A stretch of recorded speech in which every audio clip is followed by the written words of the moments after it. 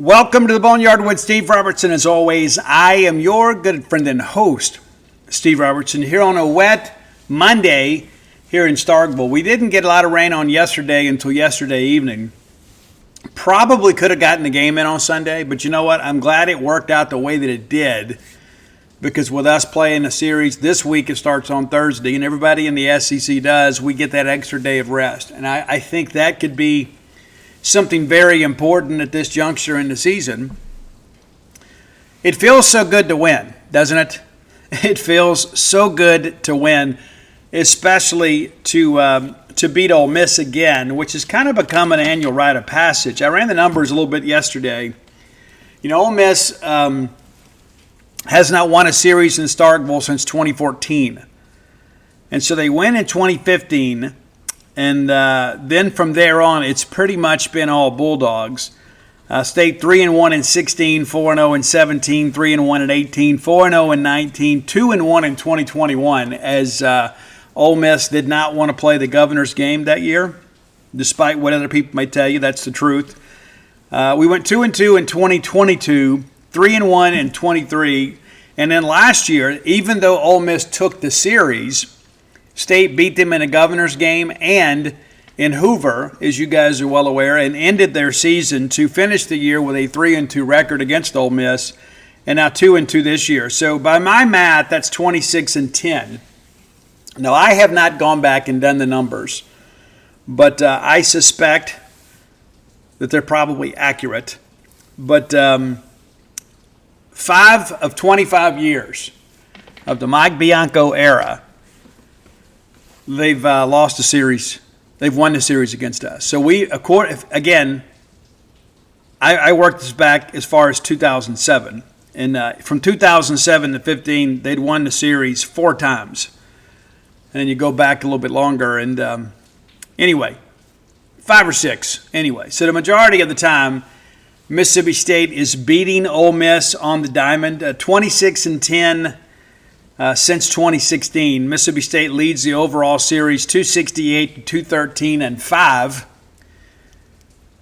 And so not only did we enter that era with a winning record against them substantially, the lead in the series is only getting bigger as Mississippi State, 16 games over 500 against Ole Miss in the last decade or so. And you begin to think about that aspect of it too. Ole Miss averaging 1 win a year against Mississippi State. Yeah. So you can kind of let that settle in. And so that's one of the things that we're not going to listen to any noise about. These are the glory days of Ole Miss baseball. And I think anybody that is objective would admit that.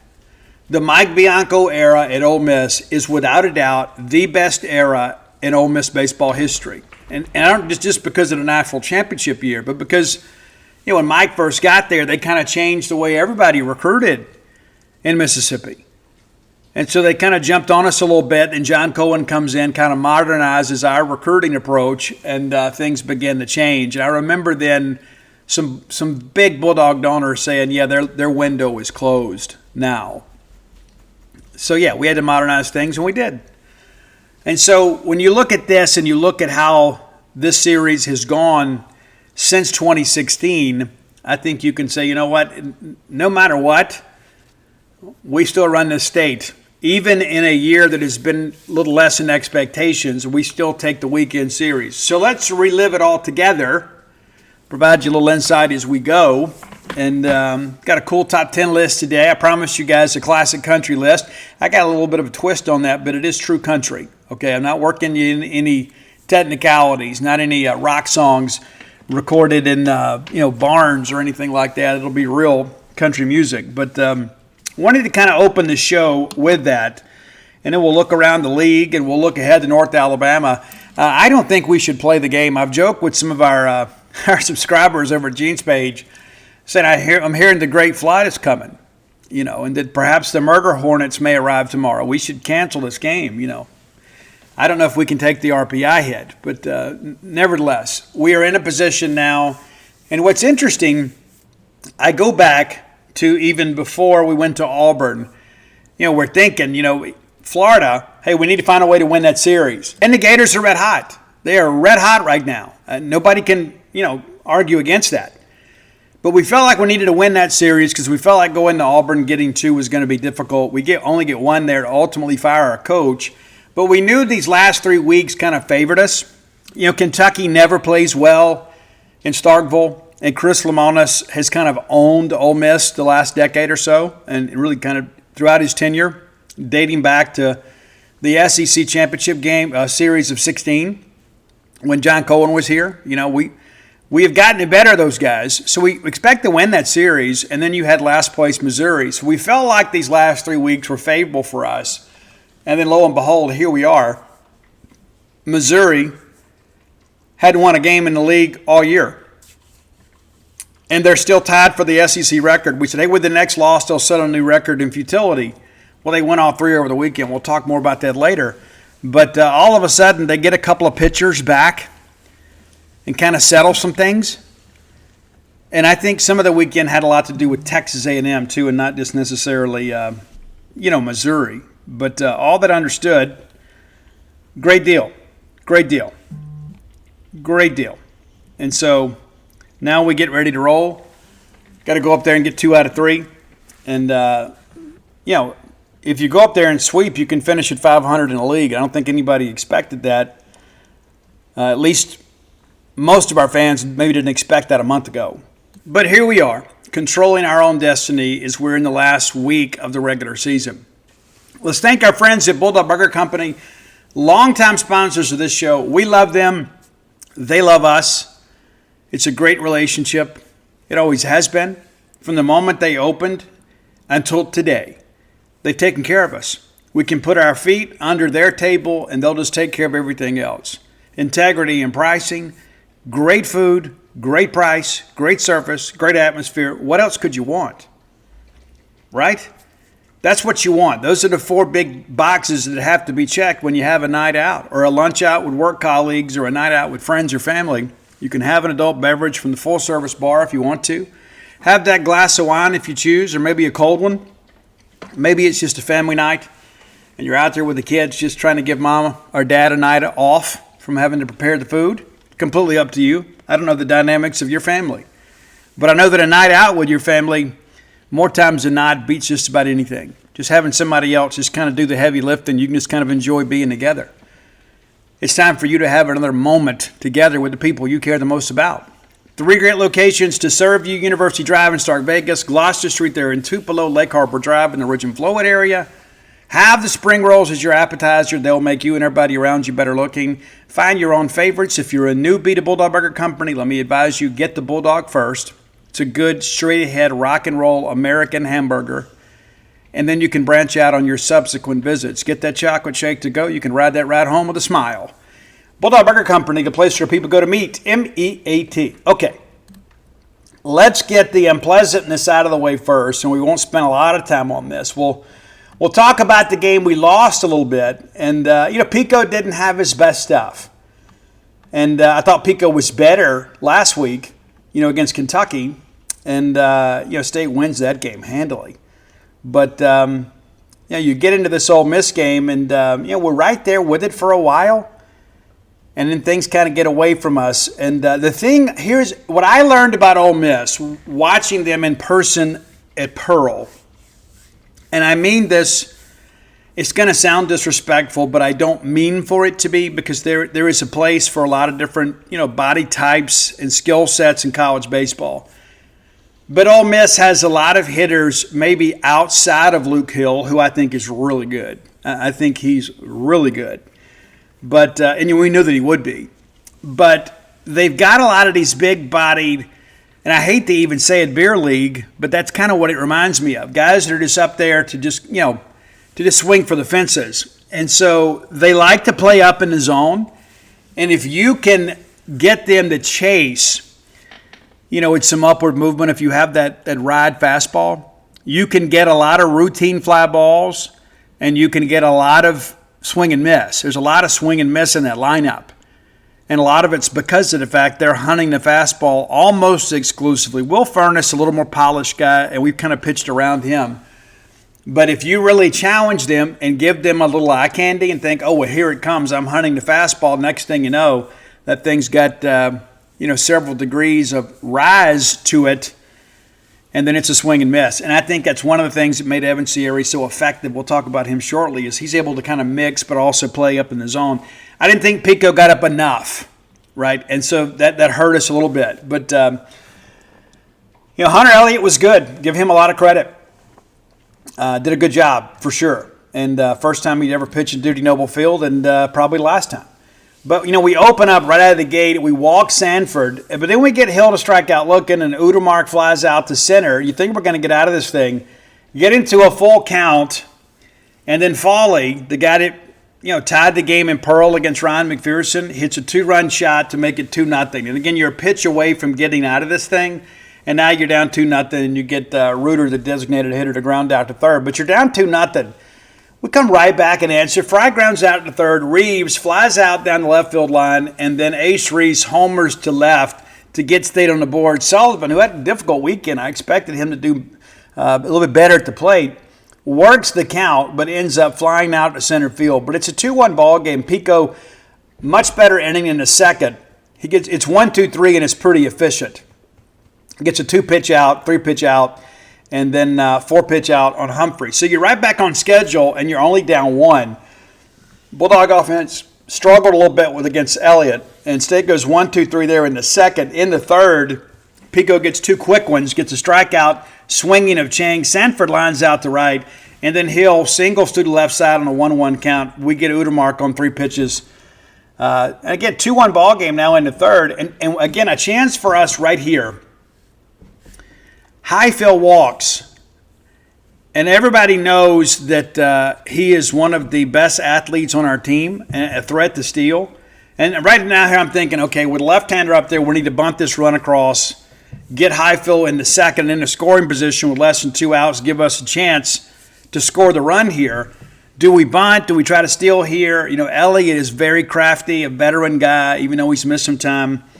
And he picks us off before a pitch is even thrown. So he walks the guy, and he erases Highfield. I thought that was a significant moment in this ball game because we go from being in a situation where we turn the order over with a runner in scoring position in less than 2 outs to Sanders striking out to make it a 2-out thing, and lo and behold, what happens? Fry singles to the right side. You never know what the pitching sequence would have been had there been a runner at second, but the conventional wisdom says, hey, you'd love to have your leadoff hitter swing with a runner in scoring position less than 2 outs. So we single there, and then Reeves grounds out to the shortstop. So you never know how it would have played out, but, man, I would have at least liked to have that opportunity. Top of 4, Pico, a little bit of trouble here, a little bit. But this is when we had the Zach Neff situation. That's not our Zach Neff. It's Zach Neff that's from the Carolinas. But Pico gets Foley to go down and swing, and then Reuter, back-to-back 1-pitch outs when the designated hitter is up there. I can't believe Mike Bianco would have been happy about that. But and then we walk Furness, and again, I think we're kind of pitching around him. And this is when we had the delay that lasted about 20 minutes. And many of you tweeted and texted and asked on Facebook. The latest update we had is that it was a potentially serious situation. He did get checked out and was at home yesterday resting. And we certainly wish Zach the best. One of the best strike zones in the conference consistently. Mormon then strikes out swinging. So even after the delay, Pico comes in and takes care of business here. So not a bad inning, but just kind of a weird inning. Get behind a couple of guys, and I guess 2 guys. But, again, we're in the game now, bottom of 4, and then the Bulldogs pull even here. And, again, Reese pops up to the pitcher. That's a rarity. It was just kind of a little soft liner on a full count. He just got fooled on a pitch. Had just enough bat control to put it in play, but not enough to push it through. Sullivan then goes down swinging. And then Hines, good at bat for Hunter Hines here, gets ahead 2-0, works the count full, and then walks. And then Chance triples to right field off the glove of the right fielder. Difficult catch. Hines scores from first to tie the ball game. So now we've got a runner at third and a chance to make some things happen. They walk Joe. Runners on the corners here. Then they hit Highfield with the pitch. Bases loaded. And you felt like right here that maybe Elliott was getting rattled a little bit. You had 2 walks and a hit by pitch in the inning. Maybe he's starting to lose it. You have to make a pitcher like that pay, and we were unable to do so. And Gat gets ahead in the count 3-1. I probably would have taken another pitch. Just my personal opinion. But lines out the center field, and that ends the threat. And it really felt like right then, even though we were even, it felt like a significant event that we really maybe let him wiggle off the hook a little bit, and we did. All right, top of 5, trouble, right? Humphrey doubles to right center, and they're going to bunt him over to third. And it's a sac bunt, and it's kind of a crazy deal here. Tough play for Ace, and he kind of pulls off the bag, and he gets the glove. Not close enough. Run scores, and then Chang goes safely to first, and then we wild pitch him to second. So it's like we give up a hit here, and then all of a sudden we can't fill the sac bunt, and then we wild pitch the guy. So basically we gifted them the run here. And then Sanford walks. I mean, we're in the deep water here. Parker goes out to chat. We settle in. We get Hill to strike out looking. And then next thing you know, Udemark, first pitch he sees, he yanks it down the left field line. And it's a 3-run bomb. Now it is a 6-2 ball game. We get foul away to foul out to first. And then Reuter hits an absolute tank. He had 2 really huge home runs this weekend. Off the batter's eye in center field to make it 7-2. We get Furness to strike out looking. One of the few times we really chased him. But again, so much of this was self-inflicted. And the review on the home run, we just couldn't tell. The ball was so high. There were some people in the lounge pointing that it was foul. I think it was more wishful thinking rather than true officiating. But that's the big blow in this ball game. Makes it 7-2, and then State goes quietly in the 5th, 1-2-3 in the 6th. Mormon then homers to make it 8-2. We bring in Stone in place of Pico, and some people are like, I don't know if we make this move right here. Turned out to be okay. And Stone gets him out 1-2-3 the rest of the inning. But now it's 8-2 going to the 6th, and it really felt like this one was going to be in the books. Sullivan strikes out looking. Hines goes down looking. And a very lengthy at-bat there for Hunter Hines. 11 pitches in the at-bat. Being a little more selective. That's all for Hunter Elliott. And they bring in Morris, who gets a chance to ground out on the first pitch. So we go to 7. Just kind of hanging in here. Stone gets Luke Hill to strike out looking. He did not like the call. I think he may have had a beef. But either way, it's not a matter of opinion. Only one vote counts. Udemark gets on a fielding error. And then Foley flies out, sends Udemark to third. And then Smithwick comes in and hits for Reuter. And I thought that was an interesting move at the time. Smithwick killed us in Oxford last year, not so much this year. But we navigate through that without giving up any more runs. We need to start chipping away here in the 7th. We don't. State goes 1-2-3 in the 7th. In the 8th, it's more trouble. Furness walks, and again, we're pitching around him. Well, Mormon makes his pay. He doubles to left to send Furness to third. Runners at second, third, nobody out. We get a non-productive out as Humphrey pops up to the shortstop. People can't advance, and then it's a ground ball at the short. From Chang, just does a job, put a ball in play, let the run score, makes it 9-2. Then we walk Sanford. Tough deal, man. And then Manel comes in for Simmons. Hill singles, run scores, makes it 10-2. Udemark walks again. Good game for him. And that loads the bases, but we're able to get Foley to strike out swinging on 3 pitches.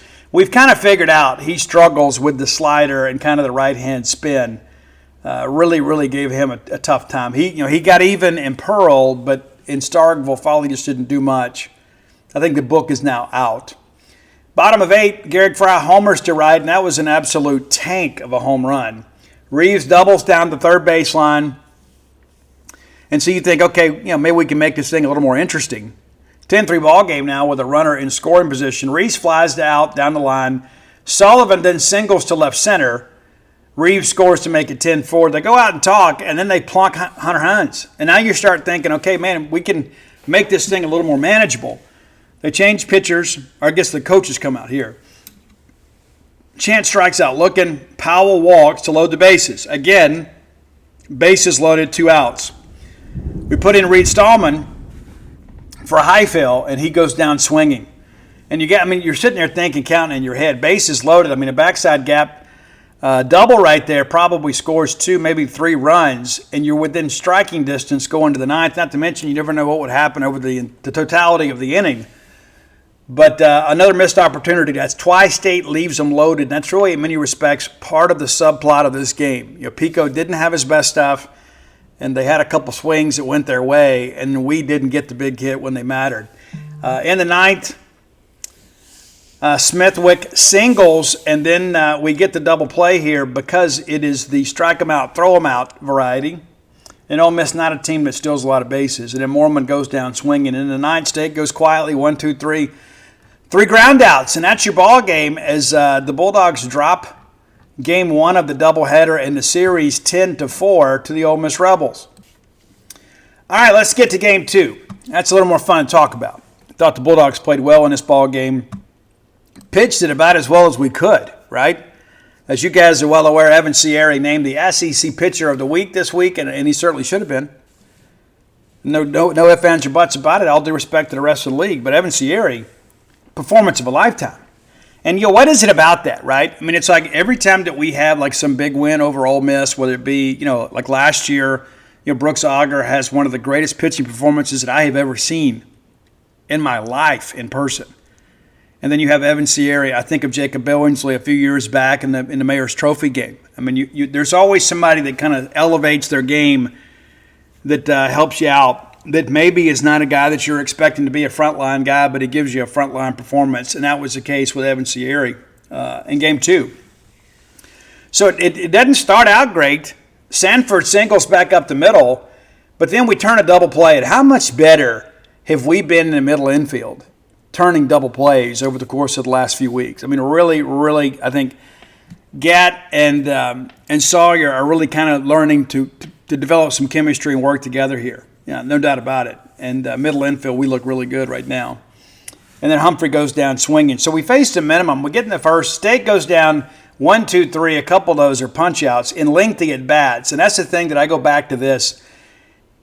We faced a minimum, but we were pretty efficient in our pitching. And with Riley Maddox on the hill, control's been a little bit of a problem along with command. And then even though they got us 1, 2, 3, a lot of these are extended at bats. There were no quick outs in the first. And that gives you the chance to start running some pitch counts up. Top of the second, we get Foley to strike out swinging again. Furness grounds out to short. Udemark doubles to right center, and then Mormon goes down swinging. And again, right now you're thinking, hey, if Sierra can get us through 4 even or with the lead, he's done his job. Well, he did his job and then some. Bottom of the second, State gets first blood here. Sullivan singles through the left side, and then Hines doubles to right center. Runners at second and third, 2 men in scoring position, nobody out. You got to make it. You got to make them pay. And this is where I think Bryce Chance has really built a career, right? I mean, Bryce is not a guy that's going to be a circle guy in a scouting report, but he's probably the guy you don't want to face in runners in scoring position. And I think a lot of it's just because he doesn't try to do too much. He just goes up there and he doesn't try to go hit a jack. Just go up there and hit the baseball. And Chance singles to center field. The run scores, makes it 1-0. That also gives us an opportunity to get runners on the corners. Stallman goes down looking. He didn't like the call. I thought it was way too close to take. Powell then grounds out to short, but the run scores 2-0, and then Sanders goes down. So again, 2-0, and the way Evan was pitching through 2 innings, you felt like, okay, we got a chance to get him out of here in the middle innings and give ourselves a chance to win with the bullpen. Turns out we didn't need much of an effort. Our top of third, Hayden Federico, strikes out swinging. If his name was Hayden Thomas, he'd be somewhere else. But then Chang singles to right. Sanford goes down swinging, and then Hill goes down swinging. Get him on 3 pitches. Bottom of third, we get a 2-out double here from Reese. Fry lines out, Reese grounds out. Reese doubles down the right field line in the corner. He kind of beat the Adkerson Plaza up a little bit this weekend. And then Sullivan goes down swinging. And again, you'd love to be able to get a base hit right there. That's the thing with Sully. I always expect him to single to right center. That's just always how I expect it. And didn't come through there. But still 2-0 Bulldogs. And then it's a 1-2-3 inning with a couple of punch outs in the fourth for Sierra. And then Mike Namath turns to me and is like, what is happening? What is happening? I said, I don't know. Just don't look a gift horse in the mouth. Bottom of 4, State goes 1-2-3. Top of 5, Sierra again still dealing. Gets a couple of quick outs, and then Federico singles to center to extend the inning, but he gets Chang to strike out looking. So 3 punch-outs in the inning. Bottom of 5, and who knew this thing was going to turn into a pitcher's duel? I keep sitting there telling Mike Namath, 2 runs not going to be enough to win this game. Turns out it was. Bottom of 5, State goes 1, 2, 3. That's Powell, Sanders, and Fry. And then top of 6, Sierra just keeps on dealing, man. And you start thinking here, hey, do we need to start thinking about getting somebody up? Evans like, nah, I got you, fam. 1, 2, 3 inning. Bottom of 6, we get a leadoff walk here, and you want to be able to make it hurt, right? But instead, it's a fielder's choice. You're not going to have Ace Reese bunt there. And so Reeves out at second. Ace beats it out at first. Sullivan goes down swinging, and then Hines lines out to the second baseman.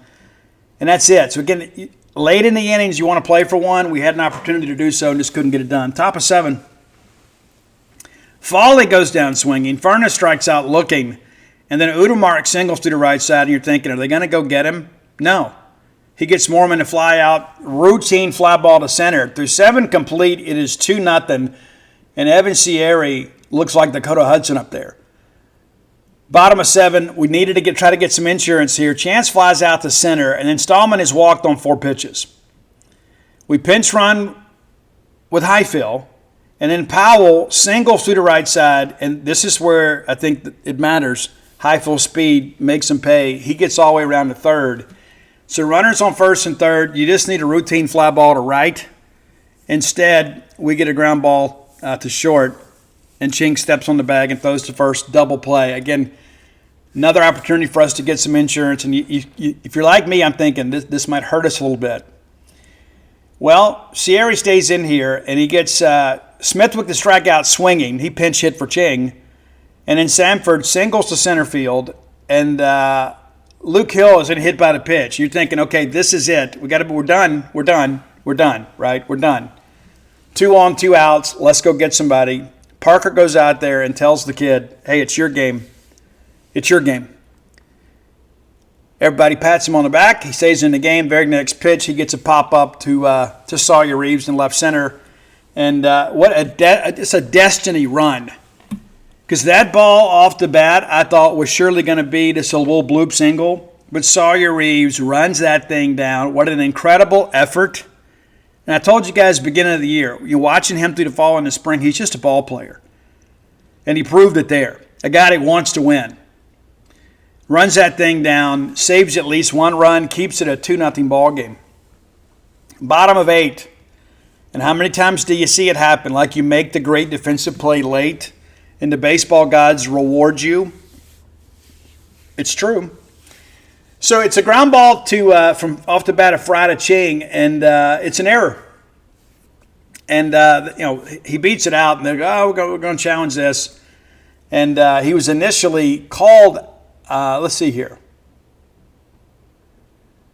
It's so crazy. The notes sometimes aren't good, but anyway, Reeves gets the sack bunt down, moves the runner to second. We were in that situation before.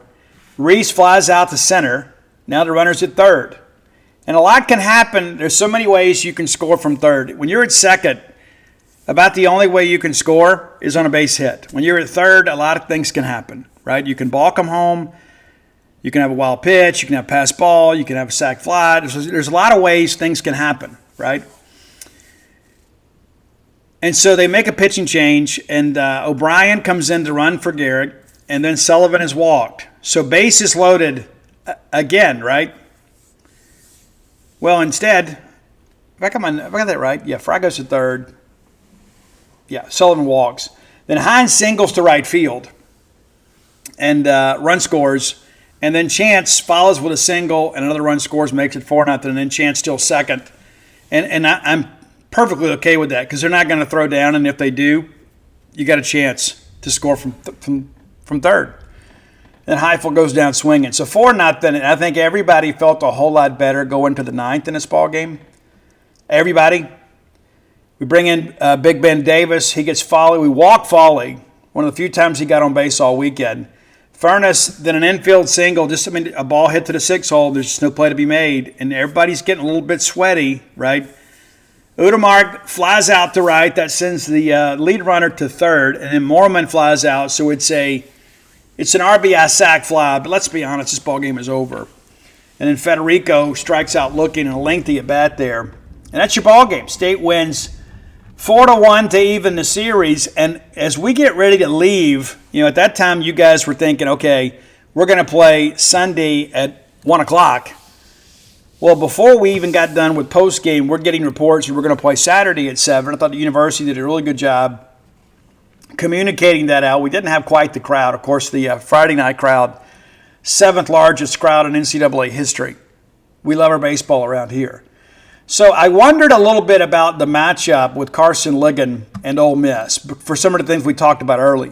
Carson likes to play up a little bit, but when he can't mix and match, people sit dead red fastball, and sometimes his fastball flattens out a little bit. And I thought, you know what, this might not be the best of matchups for him, so if we can get through 3 or 4 innings here, even or with the lead, or maybe trailing 1, we got a chance to win this ball game. And give Justin Parker a lot of credit. When we were talking about shaking up the rotation and he kept Carson Ligon in, a lot of people, including myself, kind of second-guessed that. And Carson's been kind of hit or miss for us, but he's been more hit than miss in recent weeks. Didn't pitch that well against Florida, but nevertheless, such is the life of a Sunday starter, right?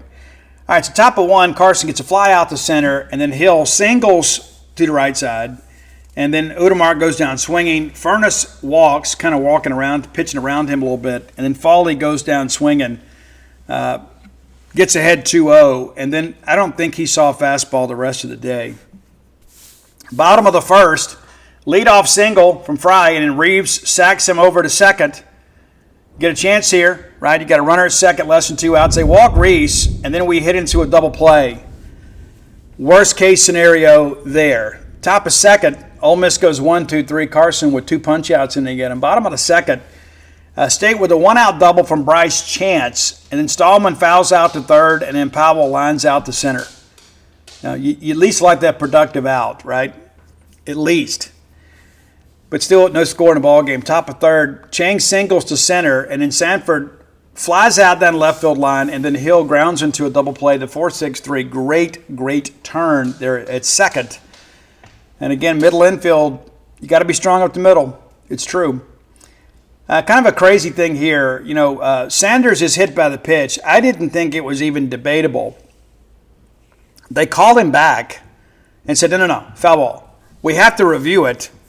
And it was pretty obvious that it got him. I mean, now, it didn't get him on the elbow. I think like that initial replay kind of suggested it was really more on the wrist. But we get him on base here. That proved to be significant. Fry singles up the middle, which sends Gatt to second. And then Reeves reaches on a fielder's choice. They hit the ball to third, only plays to third. And then Reeves comes through and singles through left field here. And then they make a mistake. The run scores, and then the ball gets loose. It's pretty crazy. You had no shot, none whatsoever to throw that guy at home. And that ball comes in about 30 feet over everything. So everybody moves up a base. And a chance for us to kind of get some separation early. And then Sullivan and Hines both go down swinging. That needed both of those guys, somebody to give us a play here. Top of 4, Udemar grounds out to third. Furness walks. Foley goes down swinging on 3 sliders. Filthy. And I think he missed them all by about a foot or more. Humphrey then doubles to right center. That chases home Furness. It's a 1-1 ball game. Mormon walks. Frederico walks. You're thinking, are we pitching around him to get to the 9-hole hitter? I'd love to have the 9-hole hitter leading off an inning. But we're able to get him a strikeout looking on 3 pitches. So 1-1 ball game after 3. We go to the 4th. And again, State kind of getting going early here. Chance singles back up the middle. Stallman goes down swinging. Powell, you think this is going to be a double play ball, but instead, Ching boots it. Everybody is safe. Sanders then comes through and singles to the right side. That chases a run home to give State a 2-1 lead. Fry flies out to left. And then Reeves singles into right field. And Joe comes in to score. Makes it a 3-1 ball game. Reeves follows up with a single up the middle. Allows Gatt to come in. Now it's 4-1. And everybody is feeling great about life. Except for those people that were there wearing powder blue. Sullivan then flies out to right field, but it's a 4-1 ball game going to the 5th. Right now, everyone of you're probably thinking like me, okay, let's go and get somebody up, get somebody up, get somebody up, get somebody up. Carson, I thought, actually did okay this inning, but you could tell maybe he was starting to fade a little bit. We get the ground out to open from Sanford, and then it's a fielding error on Ace. And one of the errors charged against Ace this weekend was ridiculous. I'm just going to say it for what it is. You hear that thunder out there. Went ahead and paused the show so we could save that, so we don't want to lose all of our progress, right? But anyway, we talk about, with the fielding error, Udemark then flies out, but then Hill gets a second on a wild pitch. We walk Furness, and I'm getting a little bit nervous here because Foley is the guy that can really swing it. But instead, Carson's like, nah, I know this guy. So he strikes him out the previous at-bat on 3 sliders. He chased all 3. Well, this time he takes a slider at the knees and then swings at the next 2. Inning over. Or side retired at the very least. Bottom of 5, and again, how many times do you see it? A guy makes a big pitch, they strand runners. It happens to us all the time too, and you're rewarded. The baseball guys are watching. Hines flies out the center, and then Chance grounds out to second. So now we need a little 2-out magic, and we got it here. Stallman singles up the middle. Highfield comes in to pinch run, and then Joe, the fireman, doubles to left center. Highfield scores, makes it 5-1. We're feeling even better about life. They change pitchers, and then Gatt singles to left field again, lengthy at bat. He actually got down 0-2 in this count, worked it full, and then wins the at bat and knocks that ball in the left. Run scores 6-1. Frieden fouls out to third, but again, we're feeling really good about life because now one swing can't beat us, right? I always feel it for me. When you're up 4 runs, I'm always thinking, you know what, we're only one bad inning away from being tied in this ball game, but just something about being ahead 5 or more runs just makes me feel a lot better. So we're up 6-1 here. Humphrey walks. We bring in Nate Williams. He gets Mormon to pop up to second and then gets Federico to ground it to double play. So great job by Nate to kind of put it out there. Wasn't much of a fire, but he kind of put it out before he got to be any trouble. And again, State a chance to extend here in the 6th. Reeves singles up the middle, and Reese goes down swinging. Sullivan grounds out to short. Sawyer's able to get to second. Hines gets the board on a fielding error, and it sends Reeves to third. You got to make him pay for this. Chance then walks to load the bases. So again, another opportunity for us to really put this thing away. Highfield strikes out looking. I thought it was off the plate, but probably too close to take. But kind of a tough luck at bat. But, Ross gets in there and gets down 1-2 in the count and then fouls off 3 2-2 pitches and then takes a ball off the plate that gets called a strike. So tough situation there, but you got to probably protect the plate a little bit better. Top of 7th. Ching is hit by the pitch. They go, boy, here we go, right? Sanford flies out to center, then Hill singles to left, hit that ball really well, too, on a full count. We go out and talk to Nate, and then he walks to Udemark, and bases are loaded. We go get Dottie, bring Dottie in. And again, so much of this is on us, right? The hit by pitch, then the walk, it's on us. Dottie comes in, walks Furness, that forces in a run, self-inflicted. Foley grounds out to the shortstop, run scores, we do get an out of it, and then Humphrey strikes out swinging, and it's a 6-3 ball game. And you're like, man, I just felt so much better at 6-1. I did too. State goes 1-2-3 in the 7th, and it really felt like the momentum in this game was shifting away from Mississippi State. That continued in the 8th. Mormon reaches on a fielding error. We get it's a running catch. I'm not jumping on Ross at all. This is a guy that's a great athlete, learning to play right field. The ball goes off his glove. He's running, but you got to make that catch. He'll tell you the same. That's a tough way to open an inning. And then Federico fouls out to the first baseman. They pinch hit Reuter for Ching, and what do you know? He hits another home run. 2-run shot, makes it 6-5, and you think, man, we're going to lose this game. I know everybody felt that way. Most everybody. We get Sanford to strike out looking, and Hill singles back up the middle. We go get Ben Davis. He gets Udemark to strike out swinging. So we escape the 7th, we escape the top of 8 with a 1-run lead.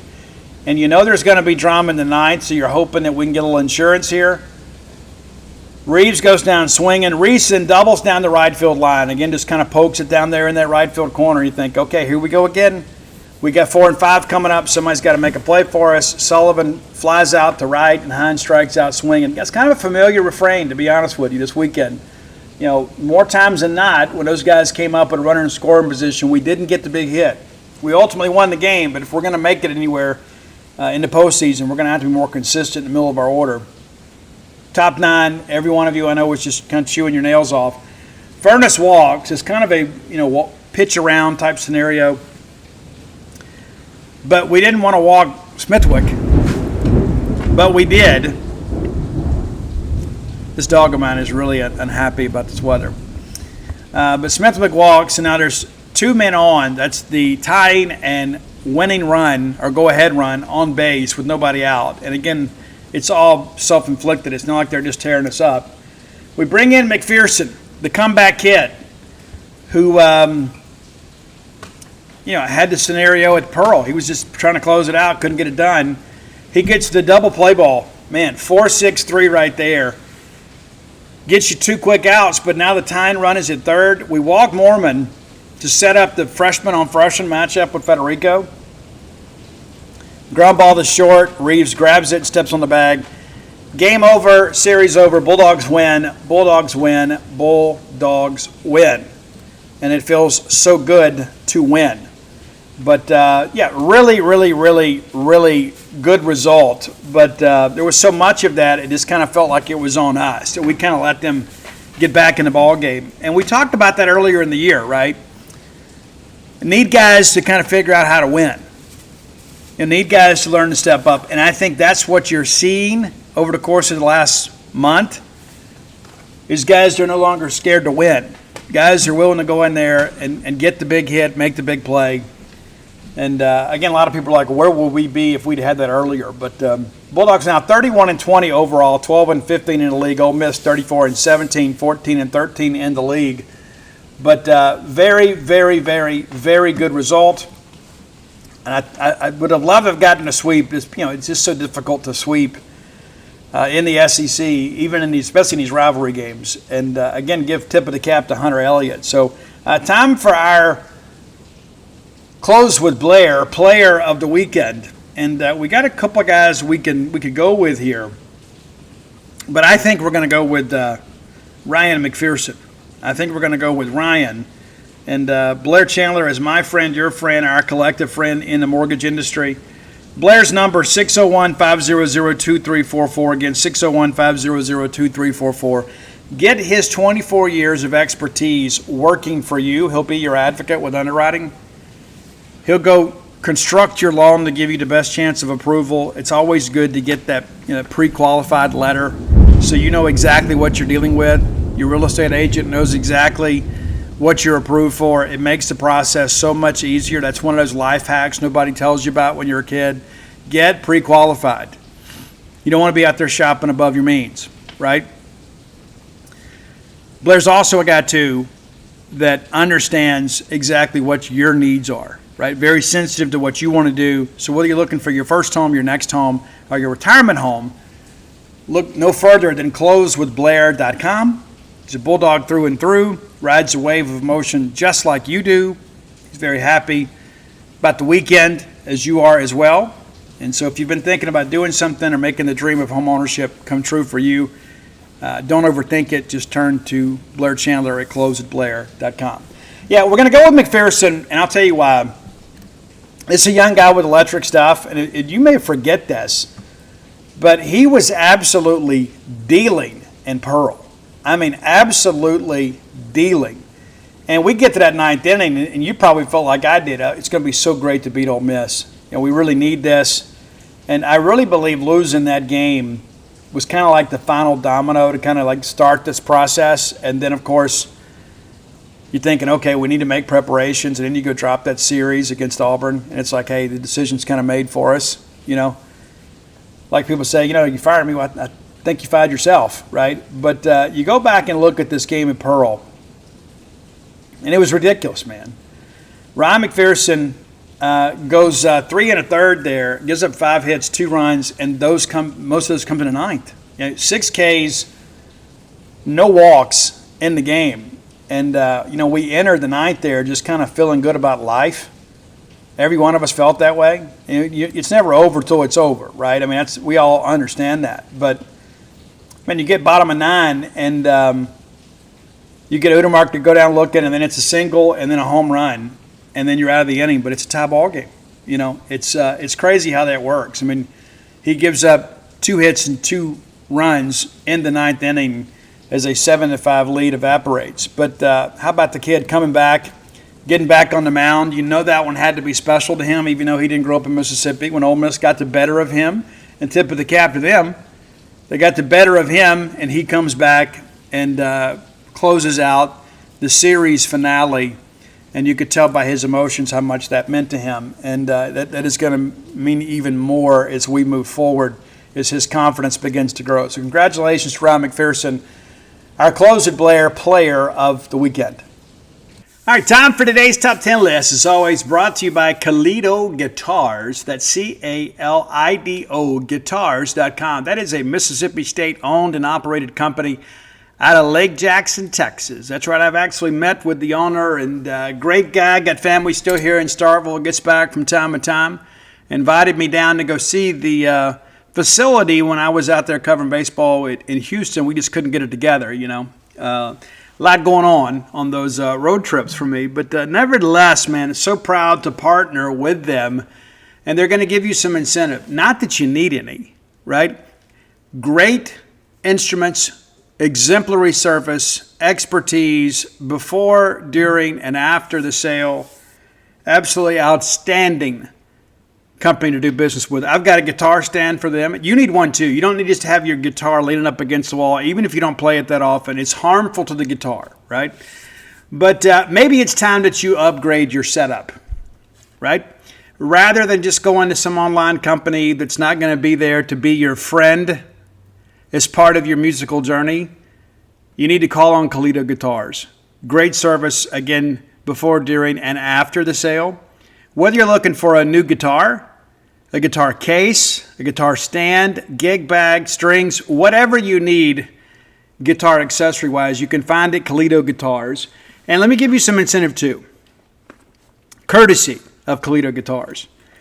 If you give them promo code BSR, it doesn't matter if you do it in person, doesn't matter if you do it over the phone, doesn't matter if you do it online. You use promo code BSR, and that's going to trigger some interesting things for you. 10% off your sale just by being a listener to this show, right? In addition to that, no shipping unless you live in the state of Texas. No shipping to anybody, but no sales tax if you live anywhere other than the state of Texas. Hopefully I got that figured out for you, right? Free shipping for everybody with that promo code. No sales tax anywhere in the United States other than the state of Texas. In addition to that, a 5% donation to the Bulldog Excellence Fund just by being Bulldogs, right? I like to keep business in the family whenever we can, so be sure and hit them up, Calido Guitars. And I can promise you, you probably got a guitar player in your family, and you may thought, well, yeah, I'd like to be able to surprise them. Find some cool stuff at Calido Guitars and get that taken care of. And again, I think we should all support each other, all of us in the Mississippi State family, when it comes to doing business. That's my personal philosophy. It's what I try to do every time. I like to buy local and buy within the Bulldog family whenever I can. All right, I got hit up last week, as you guys know, many of you asking about Brad from Three Doors Down, if we could do a list. We did. And I've seen a lot of very supportive videos, some other people in rock and roll. Not a big Poison guy, but I saw Ricky Rocket from Poison, who himself recovered from stage 4 cancer and recorded a video and said, man, everybody's pulling for you. I'm happy to put you in contact with my treatment team. If you need to get a second opinion or anything, you're going to make it. And that's what happens, man. I mean, you got to think Ricky Rocket obviously was from a much different genre in many respects, in a different era.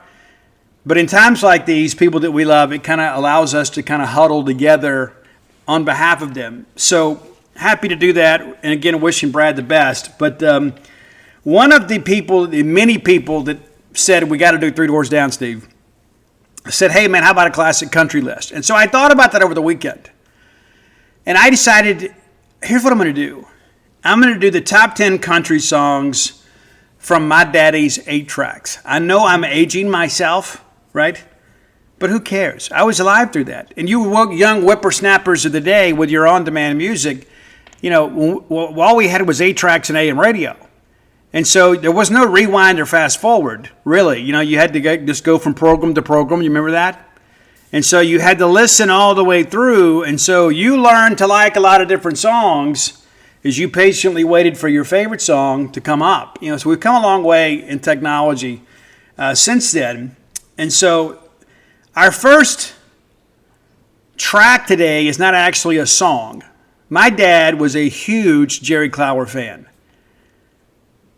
He signed with MCA, Mississippi State alum. Matter of fact, a lot of his memorabilia is in storage at Mississippi State. I'm sure at some point we'll do an exhibit. We certainly should.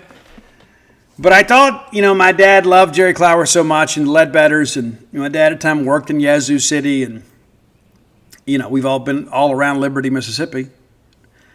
But I thought we would pay an homage to Jerry Clower. Number 10, it's a coon hunting story.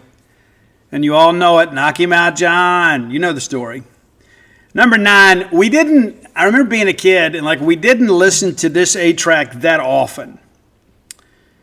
Because there wasn't a lot of good songs on there in our estimation, And it was so frustrating because there were only 1 or 2 songs you really liked. So you'd have to you'd hear your favorite song and you'd take it out. You just change the 8-track. But it was Freddie Fender.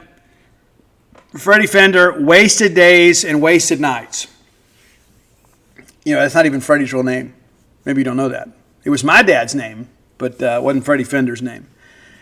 Number 8, Willie Nelson. Now, we had a few Willie Nelson 8-tracks, but the one that always kind of comes to mind for me is, Waylon and Willie used to do a lot of collaboration. So I wanted to kind of honor this one because I think this was actually on a Willie Nelson album. But it's Good Hearted Woman. He's in love with a good-hearted woman. She's in love with a good-timing man.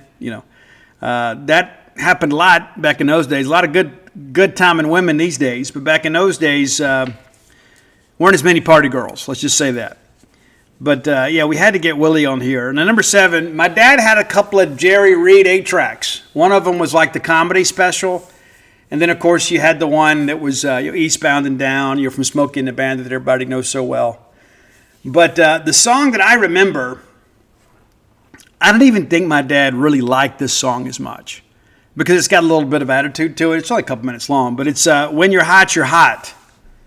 And When You're Not, You're Not from Jerry Reed, the Snowman. Number 6, and it's so funny that my dad had this one. And I think a lot of it's just because Dad was a country boy. Because the most famous song from Johnny Paycheck was Take This Job and Shove It. My dad had one job his adult life. He graduated from Mississippi State, went to work for Farmers Home Administration, and was with them for 33 years until the day he retired. We had that 8-track, Johnny Paycheck. I don't remember what else was on that 8-track. We didn't listen to that one quite as much. I would say our top 5 are probably the ones we listen to the most.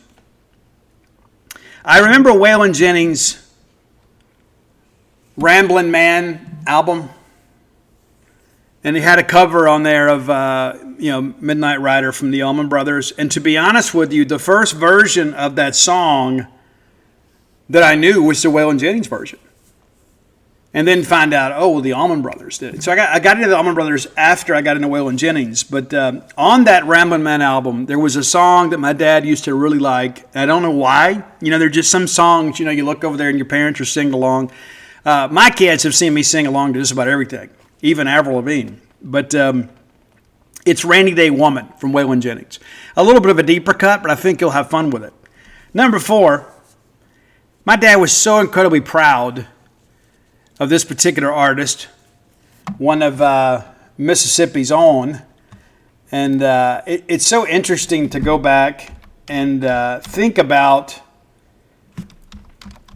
how incredibly talented Charlie Pride was in the 70s. I mean, you talk about things that happen in life and the way people are treated. And we lost Charlie back in 2020. But from Sledge, Mississippi, And a guy that had just incredible vocal delivery. He could play, he could sing, he could write. A great performer. You could find some videos on YouTube. He wasn't Elvis, but Charlie knew how to entertain. And if memory serves me correct, my dad's favorite song from Charlie Pride was Kiss an Angel Goodmorning. And I think one of the things that Dad liked about Charlie, not just the fact that he was from Mississippi. My dad worked for Farmers Home and did all he could to make life better for Mississippi farmers. But it's the fact that Charlie just had this charisma and this authenticity. There were a lot of people, that they get up on stage and you can tell it's like a show. I think with Charlie Pride, there was just a genuine quality in him that everybody recognized. And I think Charlie was a kind of a unifier in many respects. How about that? All right, number 3, and this is, I don't know why we even bought this 8-track. I really don't. My dad would get one, I don't know, every 6 months or so. He had a little case, had the leather look on the case. That one would be you have it in the trunk when the kids were in the car. But more times than not, it rode shotgun when my dad drove all over the great state of Mississippi. But for some reason, he got the Juice Newton album that had Angel of the Morning on it or whatever, but that wasn't the one that I think, it's the Queen of Hearts. My dad really liked that song, Playing with the Queen of Hearts. Great track, and I remember my sister Kim. Many of you know my sister Kim Kennedy. It's so interesting, people that in her circle of influence don't know that she's my sister. And she used to kind of joke, when she was a teenager, because we had the 8-tracks, and she goes, yep, they listened to Waylon for a little while, and they put on Little Juice, and put on Little Waylon. We just go back and forth and listen. But she had to have patience listening to 8-tracks. She did. But, Juice Newton, Queen of Hearts, that's your number 3 track. Number 2, Charlie Rich. And if memory serves me correct, my dad actually met Charlie Rich. I don't remember all of the details behind it, but I think he met him. I think. And, Charlie had those lamb chop sideburns like a lot of guys did in the 70s. But a lot of people know Charlie from When We Get Behind Closed Doors. But the one that I remember is The Most Beautiful Girl. I remember that song. I can see my dad driving that 78 Monte Carlo and listening to that song. We used to call that car Old Blue. But number 1, and it's so interesting, Eddie kind of crossed over, but I remember my dad, when Eddie Rabbitt first really began to break, my dad was really, really big into Eddie Rabbitt, and we had a couple of Eddie Rabbitt 8-tracks. And that's the thing, when you get to be a kid, you kind of figure all this stuff out. It's like, hey, my favorite songs can be bought. I don't just have to wait for them on the radio. And so I remember my brother and I kind of talked to my dad one day. We were at a store, and 8-tracks were available at a lot of different places. And we talked him into getting the new Eddie Rabbitt 8-track. And we wore that thing out. And I think every song on there was a hit. But it's Driving My Life Away from Eddie Rabbitt. That's your number 1 song today. Top 10 country songs based on my dad's 8-tracks. Yeah. Fun list for me to do. And I know many of you have some of those same memories. And, obviously, I tell people all the time when it comes to music, I like to listen to albums. Like if there's a song that I really like, I want to hear the whole album, because this is just the initial offering. I want to know more about this band. I want to know more about this artist, what they're about. Are they a corporate creation? And so I like to listen to albums, and when I travel and I'm not listening to Dateline Podcast, I listen to albums in their entirety because I enjoy the journey. And I think a lot of that comes from those early days of riding around listening to my dad's 8-tracks. And then, of course, we get the LP, and if you were a kid like me, nobody could touch the records because they were so fragile, right? So mom and dad had to put them on for you.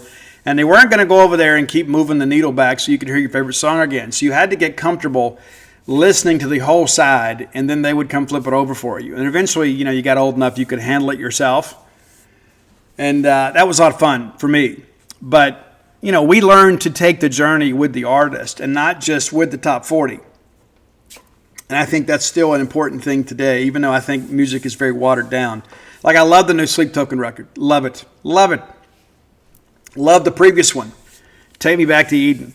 Phenomenal, in the words of Ben Howland. But the newest one, even in Arcadia, the title track, maybe my favorite track. We did the top 10, the first listens on Friday. But I'll be listening to this a lot. And I'm the kind of person, like when I find a song that kind of fits my mood and my vibe, I just kind of listen to it on repeat for a while. And sometimes I'll even go 100 miles. And you say, oh, Steve, I can never do that. Sometimes when I find something that just kind of calms me or soothes me or just kind of inspires me, I'll listen to it on repeat. That's just what I do. And maybe you do things differently. But again, I think a lot of my love of music came early on from my dad and my mom, of course. We always had the radio on, the record player. We watched a little TV, but it was mostly at night. During the day, we kind of got things done around the house and listened to records. I know many of you grew up the same way. So if you ever have ideas for the top 10 list, reach out, let us know. Best way to do that is to hit up Roy Samanti, my friend, on X at Dogmatic67, DAWGMATIC67. And you can find our great list on Spotify under that same handle. And I'm on all forms of social media at Scout Steve R. All right, next segment of the show brought to you by Campus Bookmart, a Starkvillian institution. Man, we love Campus Bookmart because they have the things we want. It's like we talk about other stuff. Don't overthink it. Support a Starkville business. There's a lot of people out there that are vying for your business. Let's keep business in the family and support a great Starkville business. It has always been there for us when we needed them. It's true. You know where you got your National Championship stuff from, and you were glad you got it there, right? You could have got it from some faraway company, and many people did, and they ended up getting crimson shirts. We're maroon and white, as you well know.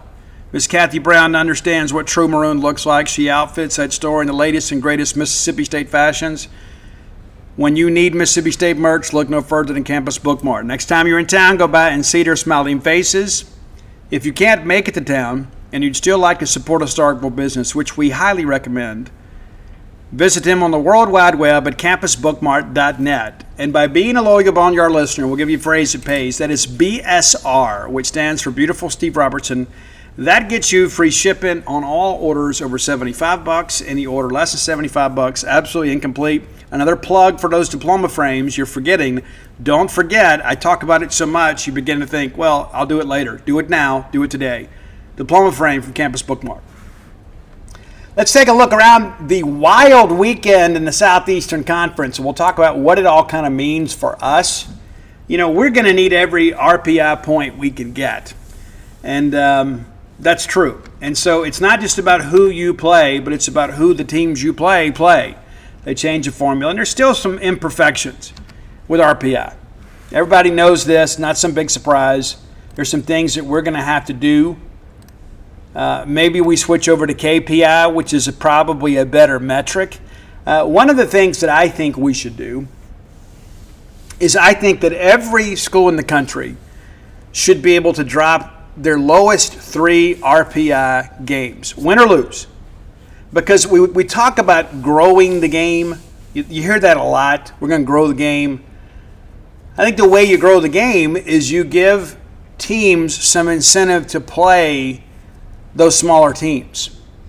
So when you begin to think about the money that can be made at those games and the experiences that can be had by the student athletes, LSU plays Grambling, plays Southern. But what if everybody could play a little more, right? And you let everybody play those games, and they still count in your win-loss record, but they don't count against you in the RPI. Not to mention, we talk so much about arm injuries. You play a couple more of those games with no harm to you, you can play some younger kids. You can get some of those young guys some much-needed experience. And that may mean more upsets, right? That may mean, other teams may stack up and say, hey, we're going to go play this because we'll throw one of our weekend starters because we need the RPI bump. And I think that's good for the game, too. Upsets and intrigue are good for everything. I mean, think about the greatest memories you have in Mississippi State sports, on the football side especially. You remember the big upsets.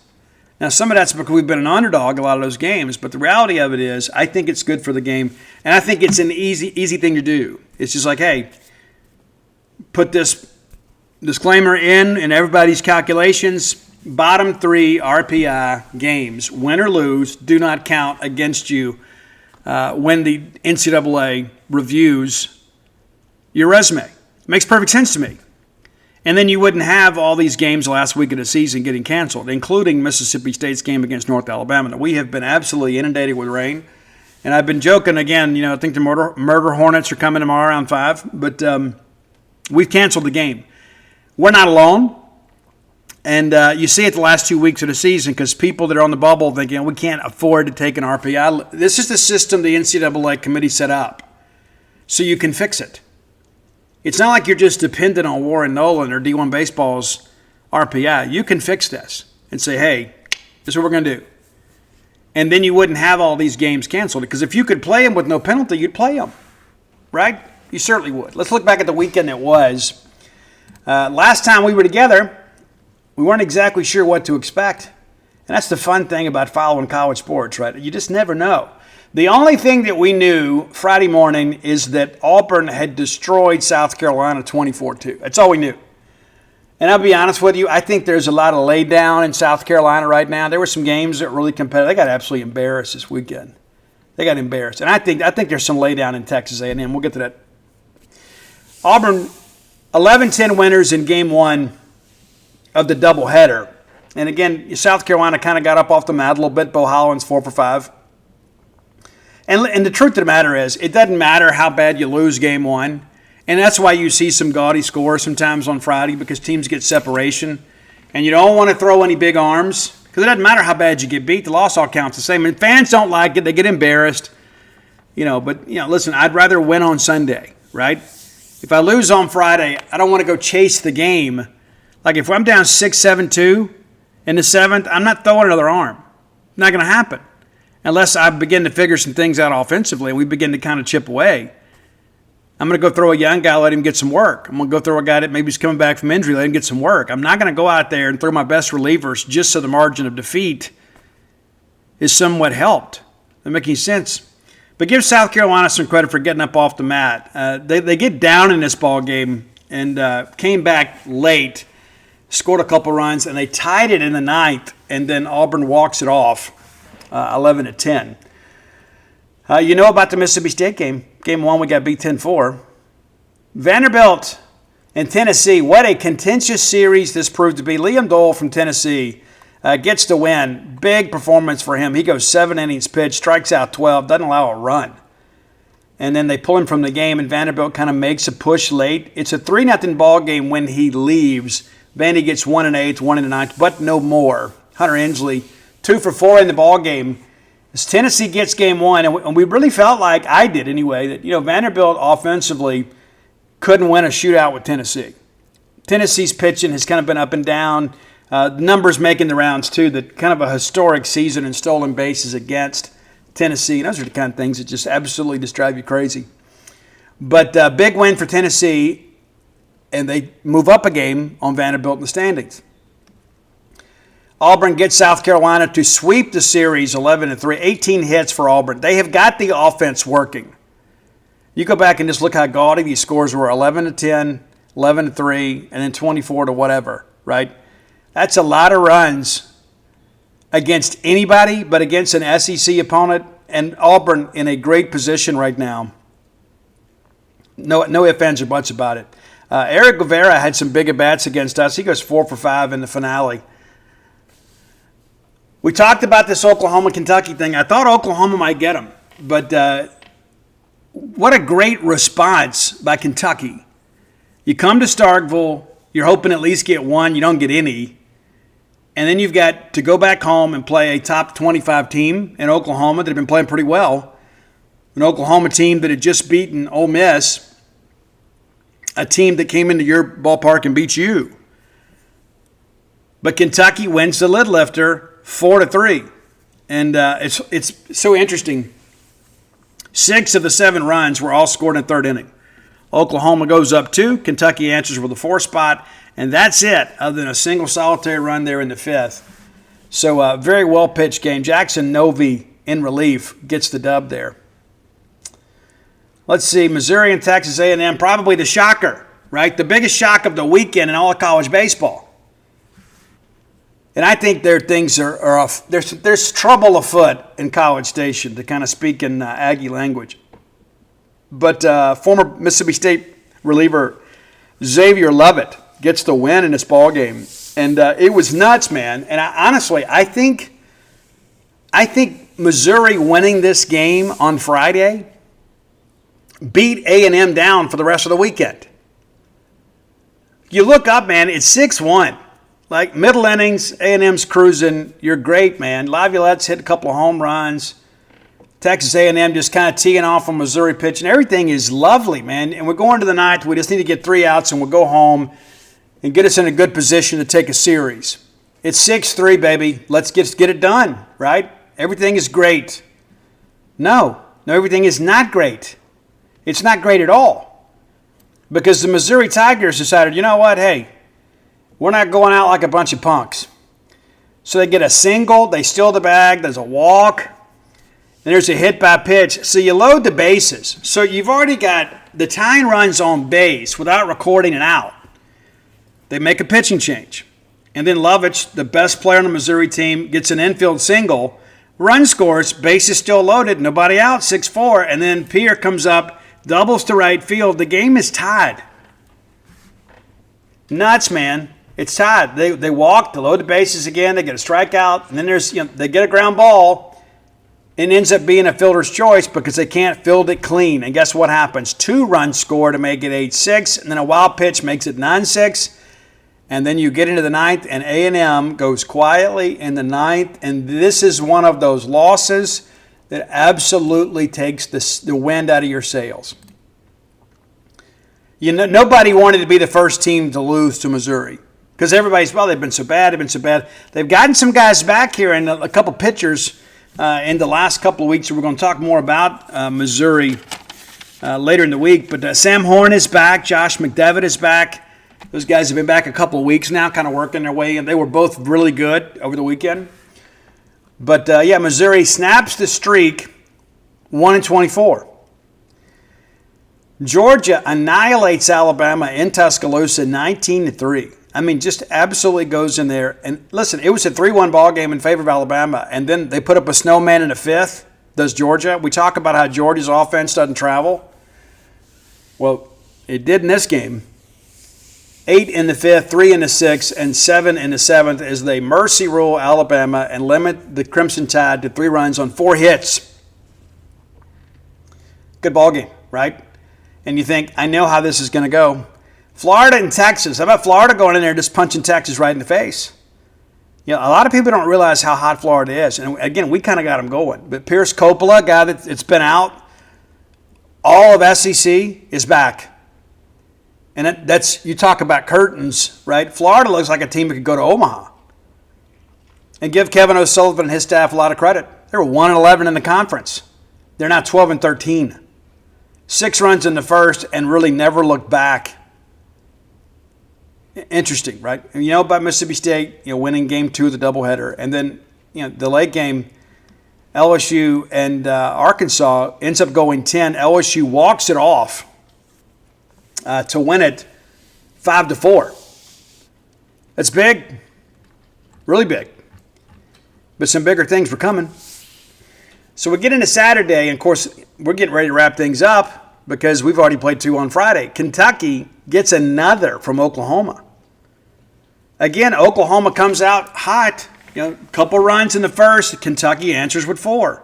And then they just kind of start stacking. You look up at the end. It's so interesting. Oklahoma 5 runs on 8 hits. Kentucky 8 runs on 5 hits. No errors in the ballgame. So Kentucky kind of outpitched Oklahoma here. Catcher Easton Carmichael, 2 for 4 in the ballgame. Nick McKay, guy kind of like the Stone Simmons story, pitched really well against us. We won the game, but he's 5-0 now after winning that game. Texas bounces back to beat Florida 5-2. And Florida does all their scoring early. And so give Texas a lot of credit here from kind of piecing this thing together. They put up a 5 spot in the 6 and just kind of cruise the rest of the way. Not a very offensive game, just that one come-apart inning, and that seems to be how things work. Game 2 between Missouri and A&M. You thought, sure, there's no way it happens again. It did. it did happen. And again, Missouri comes out, punches A&M right in the face with 2 in the first. Guys, A&M doesn't score until the ninth. It is 4-0 in the ninth. And A&M actually had more than enough chances. Missouri, 11 hits, A&M 2. I'm telling you, there's some lay down in College Station. There is. Vanderbilt evens the series with Tennessee 10-6. An offensive game, 10 hits apiece, but a lot of runs early, and then in the middle innings, Vanderbilt begins to kind of pull away there. The four spot there in the sixth made it a 10-4 ball game, and Tennessee tacks on a couple late to stay within striking distance, but couldn't get it done. LSU, mercy rules Arkansas 13-3. I mean, just when you think you've got this whole thing figured out, something crazy happens, like Anthony Ianson, 11 Ks. We talked about what a great rotation LSU should have. It looks like they're kind of rounding into form when it matters most. Give Jay Johnson and the staff a lot of credit. But LSU, man, this game was over in the fifth.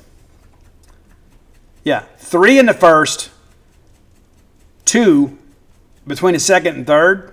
You tack on another there in the fourth. It's a 6-0 ball game, and then it's a 6 spot in the fifth. It's 12-0 before Arkansas even really gets the offense going. And that's been the mark. People are like, oh, it's Arkansas offense. Guys, I'm not completely sold on this Arkansas offense. I think they're pitching it well. Most of the time they didn't in this one. I'm just not really sold on this Arkansas offense. And, of course, Mississippi State won 6-5. And so we get into Sunday, and that's a fun thing for me, because typically we don't get to watch a lot of other college baseball because we're always playing. And when you actually cover games, a lot of times the only games you see are the games you cover. So yesterday was kind of fun to watch some of this kind of unfold. Alabama up off the mat, 9-3 winners. And again, Georgia, offensively, just 3 runs. A lot of hits, just couldn't bunch them together. 12 hits in a ball game, just couldn't get it done. And then Kentucky, 7-2 winners. What a great weekend for Kentucky. Now, we have 3 wins over Kentucky, so that allows them to kind of move up in the RPI. Oklahoma moves down a little bit, but I think Oklahoma's in a pretty good spot where we got some benefit from that. And then, of course, Alabama. We don't play Georgia, so we have 2 wins over Alabama. So any win that Alabama gets over Georgia benefits us because we don't play Georgia. And Georgia's got top RPI in the country. Well, Alabama takes 2 of 3. So that's, again, just part of the equation, but big. And then Florida takes the series from Texas, 4-1. Is anybody hotter right now in Florida? I mean, honestly, we're pretty hot too, but we're not playing the caliber teams they are right now. And then Missouri, 10-1 winners. And you talk about this game here. I watched it pretty much in its entirety. Missouri, again, comes out and punches right in the face. 2 runs in the first. And they tack on 1 in the third, and it's like A&M never got back off. It's like, I cannot believe this is happening. Guys, A&M had 1 run on 2 hits. That's it. Against Sunday pitching, against a team with an ERA of 8.80, you get 2 hits. Don't tell me Missouri just found it. There's problems with Texas A&M. You can put it on the board. The Tigers win 10-1. And in the 7th, I thought they were going to mercy rule them. A&M now 27-23 and 10-17 in the conference. Again, this is the team beginning of the year. Everybody, including myself, so they should be the favorite to win it all. That's a lot of expectations for a first-year coach. You think, hey, how much does the manager matter? Well, clearly matters a lot. You got the most talented roster in college baseball, and you've got almost your entire weekend back. You don't have your closer back. But you got your full weekend rotation back, and I think 5 or 6 of your starting 8 back. Did Braden Montgomery make that big a difference? Braden didn't play down the stretch in Omaha. It's just crazy. So Missouri goes in there and just spanks Texas A&M, and man, the people in College Station are furious. Vanderbilt showed some stones. They go into Knoxville, and they win Game 3. Really tight ball game for a while.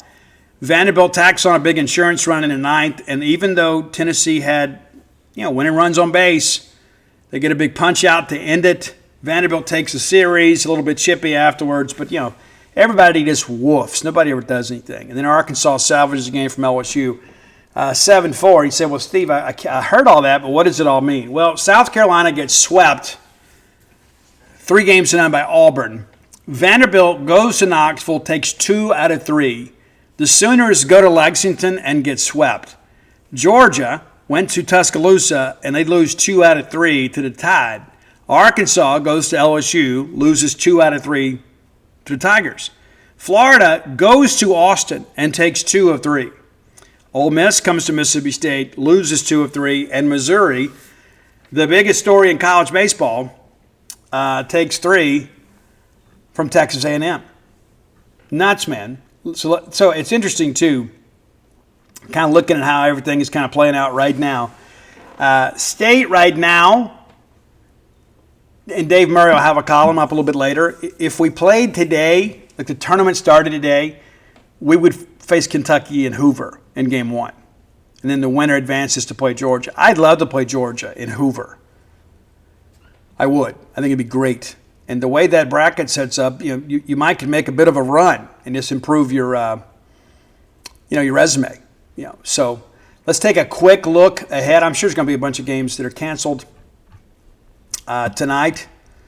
Let's see if the SEC website's been updated here. So, let's see here. Yeah, they haven't updated us. But here's what was scheduled. And I don't know by the time you hear this what had been canceled. Belmont's supposed to play at Tennessee. Tony Vitello may want to play that game just to get a palate cleanser. Winthrop is scheduled to play South Carolina. Of course, South Carolina now 26-26 overall. Against a Winthrop team, it's 27-25. You might want to cancel it to avoid embarrassment. Northern Kentucky, pretty good in their league this year. 27-22 overall, 15-12. They're scheduled to play Kentucky. Jacksonville State set to play Auburn. And Jacksonville State, that's not an RPI that really hurts you. They're in the top 100. And, of course, North Alabama was supposed to play here, but it's been canceled. UT Martin scheduled to play Ole Miss. I don't know what Ole Miss officials have decided to do, but maybe not a lot going on in that respect.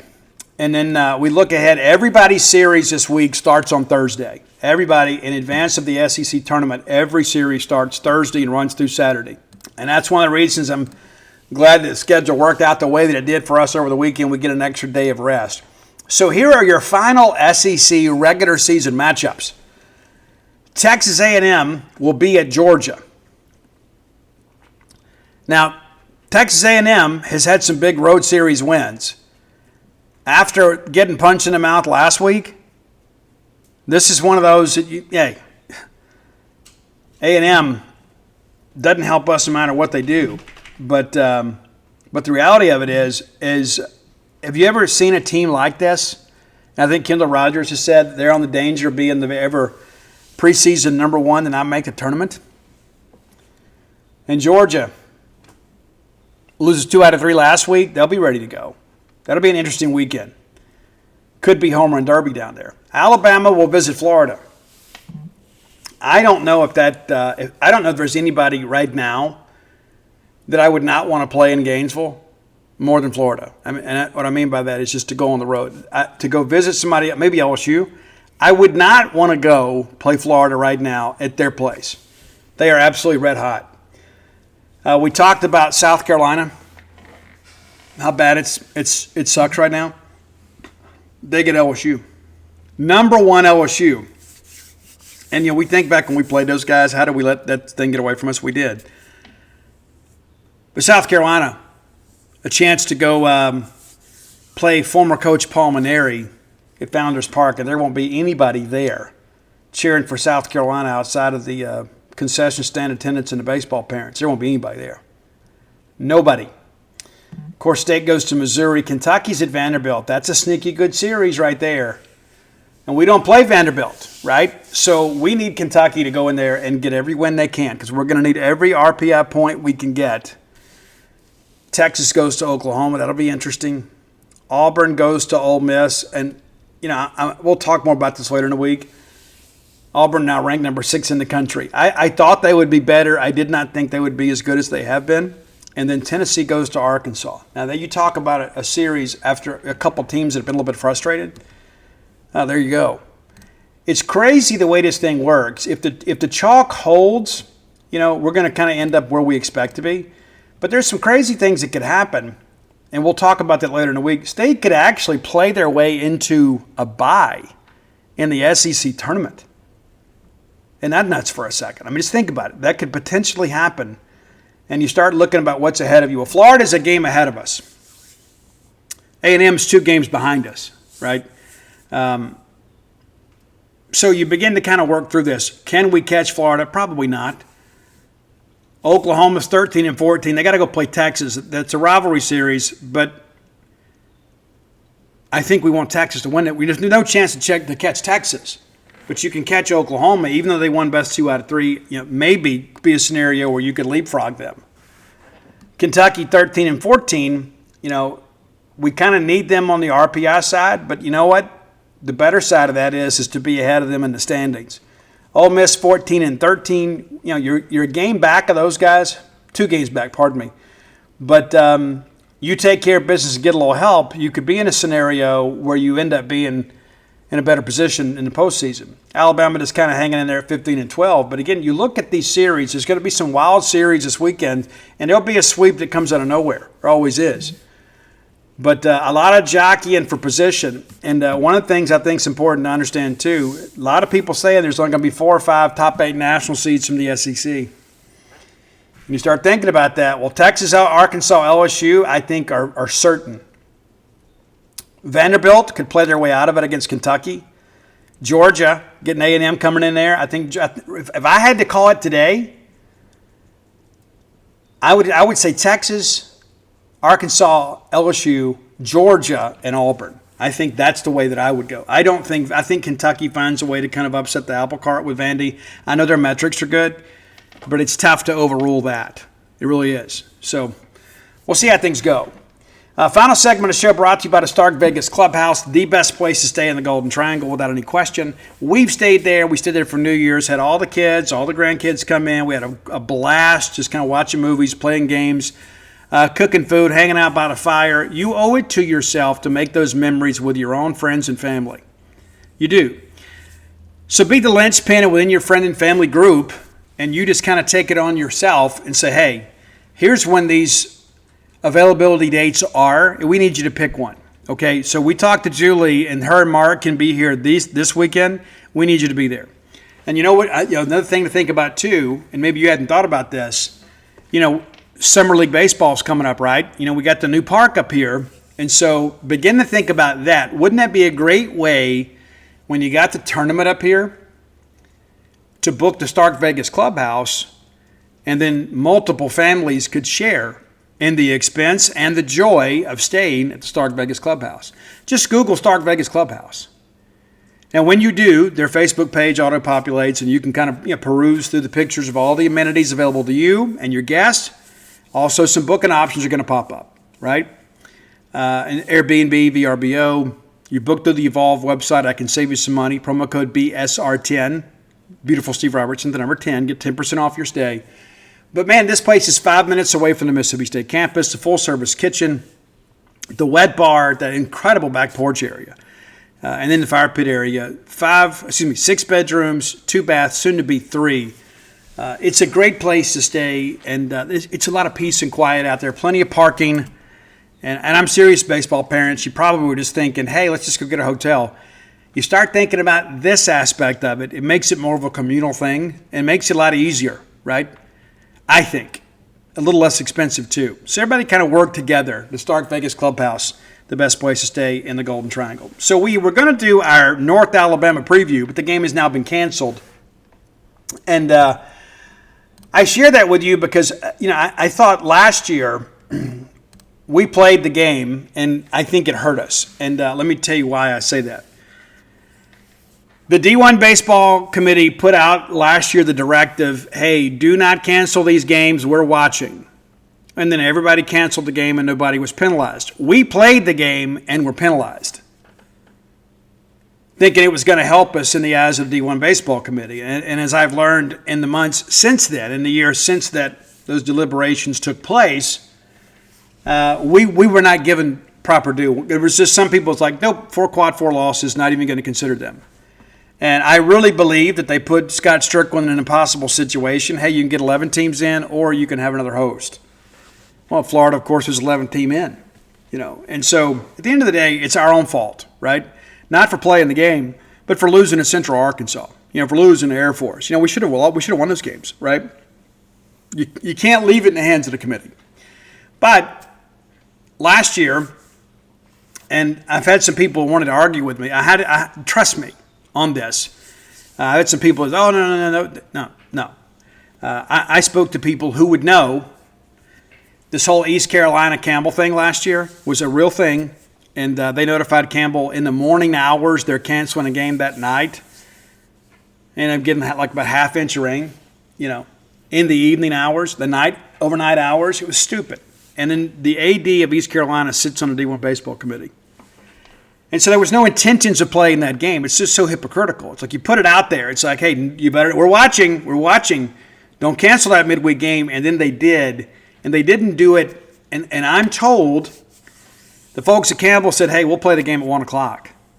Just give us a chance to get the kids together. We'll get on over there and play. We need to play. And I wonder if the fact that Campbell had beaten ECU like 5 or 6 times in a row factored into their forecast. I mean, just a question, And so there's just so much hypocrisy and all this stuff. It drives me crazy. But at the end of the day, don't leave it in the hands of the hypocrites. Go play the games. And I applaud whoever made this decision for Mississippi State. I've been joking about it for 2 days. But, yeah, we're going to need every RPI point we can get. And then you've got Missouri with a sub-100 RPI right now. And maybe they've moved up a little bit. Let's check that before we get out of here. 3 wins over A&M, even though A&M is not a great RPI team. They dropped a ton. And so I just don't think we could absorb 4 games against teams with an RPI over 100 in the final week. We've come so far, and our RPI right now is 32. And we have the 11th strength of schedule in the country.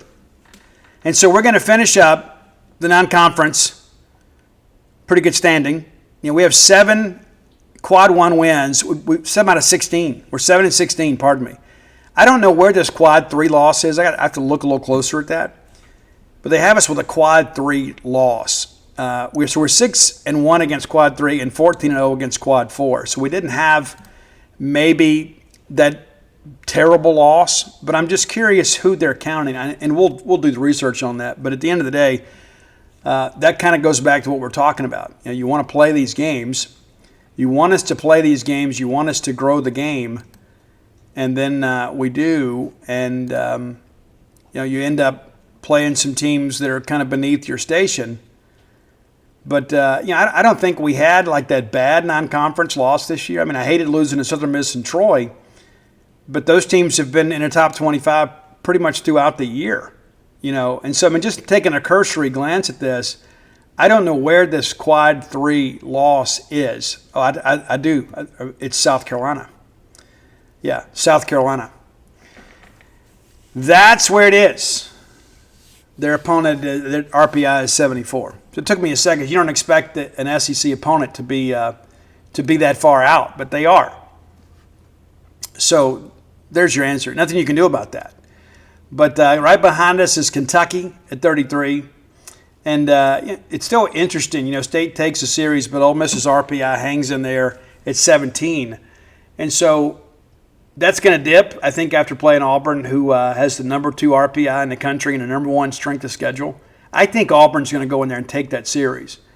Now, what's better for Mississippi State, you got to ask yourself, you're not going to catch Auburn, but will you catch Ole Miss? It's possible you could catch them in the standings, and the RPI kind of works its way out. When you're ahead of them in the standings, RPI doesn't matter as much. It kind of becomes a bit of a tiebreaker of sorts. But, kind of looking back here, we talk about the possibility of canceling games, and you have to do what's in your own best interest. I think everybody understands that. Everybody understands, especially this time of year, you can ill afford to have a wobble in your RPI. And we had that last year. And again, it's nobody's fault but our own. But we did what they told us to do, and we didn't get any credit for it. None whatsoever. Nobody out there said, hey, you know what? This is going to factor in our deliberations. Didn't matter. It absolutely did not matter. And those are the things I think you live and learn, right? I think, you know what, hey, we'll go ahead and bang this game right now. North Alabama's RPI right now is 212. Yeah, so 212. And then you start thinking about, okay, so we hit 212. That probably costs us 4 or 5 spots, even if we win. And you start thinking about, well, what's left is an RPI climber. We're not going to have an opportunity to get any RPI climb until we get to the SEC tournament, because Missouri is 135 in the RPI. And so when you begin to kind of factor that aspect of it, it's not going to be a great thing. Win or lose, obviously we got to go win these games, but there was no decision that needed to be made today about this game. None whatsoever. None. And so, again, these will be, we play them away, so that helps a little bit. And that would make those, a quad 2 for us instead of a quad 3. But you got to think their RPI is probably going to dip a little bit. Yeah, they're 135. Let me just look back up here at the metrics here. Yeah, so 135, yeah, that's an away game, but that's going to end up being a quad 3. Yep, away game, 121 to 240 away games, quad 3. So even if we win, that's going to be quad 3. So it's not going to give you a lot of juice. And so we're going to need some help from around us. As I've said, we're going to need every RPI point we can get. And probably, hey, we can probably feel pretty good after this weekend, but the reality of it is nothing is guaranteed. And this is a committee that is shown to kind of have an anti-SEC bias. It's true. Because if not, we wouldn't have had all this grow the game nonsense. We had all those teams go out west, and then none of those teams out west won. And I will say it again, places like UC Santa Barbara that don't have the facilities to host and to ensure that the fan experience can be a great one, can't host. And people are scared to say it. I don't know why we're scared to tell the truth. You want to host, you got to upgrade your facility, period. You're like, oh, well, we don't get to do this very often. Great, then you enjoy being a road regional team. That's an important aspect of it. And I'm interested to see what they do with Oregon State, because they're a nomad, right? They're an independent. And so they've had to play a lot of the games on the road, a lot of these mid-majors that have been good RPI teams, and you get the benefit of that. Strength of schedule is like 30. So Mississippi State's strength schedule is 11. Oregon State is 30, but Oregon State's 6 in the RPI. And so you know as well as I do, Oregon State is going to host. Oregon State may be a top 8 national seed. And again, the thing that I'm hearing is it's going to be 4, max 5 SEC teams. And you and I both know we got to make it more difficult as a league. Florida State is 9. Well, they're an ACC team. They're the highest rated ACC team. They're getting a top 8, barring a total collapse. They're getting a top 8. Guys, UCLA is right there at 10. Barring a total collapse, they're going to get it over an SEC team. I'm just telling you right now. Like, if you look at the way the RPI is structured right now, 7 of the top 8 RPI teams in America are from the Southeastern Conference. The one exception is Oregon State. And so you begin to kind of do the math. Let's say they give us 4, right? We're only going to get 4. Maybe we get 5 if the cards fall the right way. But let's say you get 4. Well, then that means that Arkansas may not have. Guys, LSU's RPI is 7. Strength of schedule at 25. So you mean to tell me that LSU, the number 1 team in the country, is going to be a top 8 national seed? It'll all kind of flesh itself out this weekend, but LSU's going to South Carolina. They're not going to lose. And so that makes a difficult scenario for Arkansas, who has to play Tennessee. And so it's going to be interesting. I don't know how the mental gymnastics they're going to have to make this thing work, but let's say you get 4. Where do the rest of them come from? Well, Oregon State will be 1. Florida State will be 1. UCLA will be 1. And perhaps North Carolina will be 1. But again, when you begin to think about the whole grow the game mentality, you're going to have 1 top 8 national seed in the West. I guess UCLA, if they factor in. So I think that'll satisfy, the Utah AD and people like that. They'll feel like they did their job. to get a couple of top 8 national seeds. But it's just so interesting how this thing kind of plays loose here. Coastal Carolina, the resurgent Chanticleers, they're in a great position to host with a strength of schedule of 64. Yeah, that's crazy to think about. Of all the teams in the top 15, like you look at UC Irvine, they're going to make a case for them too. They'll host. Ole Miss right ahead of them. You look 16 hosting spots, right? Well, Ole Miss is 17, and I do expect them to lose the series. But there's UC Irvine, Oregon. What do you do with Oregon? So they got some options, but there are going to be some SEC teams that are going to be furious because they're not going to be top 8s, and there are going to be some teams out west that host that probably shouldn't. Such is life. We're just hoping to make a regional somewhere and then go make a run. And I think that's an important aspect of everything. Hey, if you hadn't done so, go to DutyNobleBook.com, and you can get all my sports titles there, signed copies sent directly to your home.